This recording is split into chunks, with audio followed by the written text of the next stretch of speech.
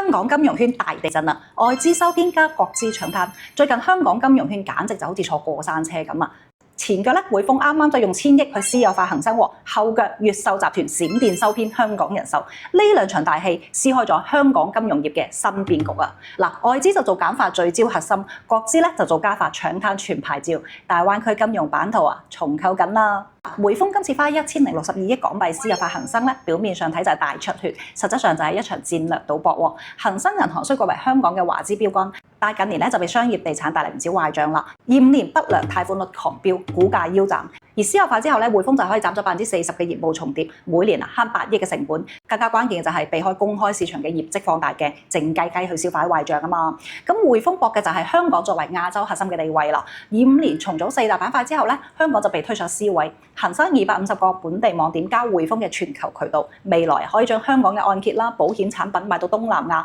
將環球財富管理就帶翻嚟大灣區。另一邊廣州國企越秀嘅動作一樣激進喎。10月9號啱啱完成嘅香港人壽收購，總價17億幾港幣唔算大，但係背後係10年3度競購嘅執念啊！點解要搶壽險呢？24年香港保險新單484億嚟自內地客，越秀及住嘅就係香港產品設計加內地康養需求嘅聯動啊！我哋嚟睇收購之後嘅架構設計下，上層國資100%控股，中層就保留香港人壽原有嘅董事會，底層就嫁接越秀嘅銀行、證券、租賃牌照，形成銀保證投全生態。再嚟就係香港170萬長者要北上養老，越秀嘅24個灣區康養社區加壽險資金嘅內心資本正好打通保險加養老閉環。呢兩場收購就折射出香港金融業嘅雙向奔赴啦。外資就喺收縮入面聚焦，匯豐賣歐洲並恒生 all in 香港同大灣區，賭嘅就係中國資產嘅避險價值。而國資就喺擴張中借力，越秀借香港人壽嘅國際化牌照，將廣州嘅康養基建需求金融化，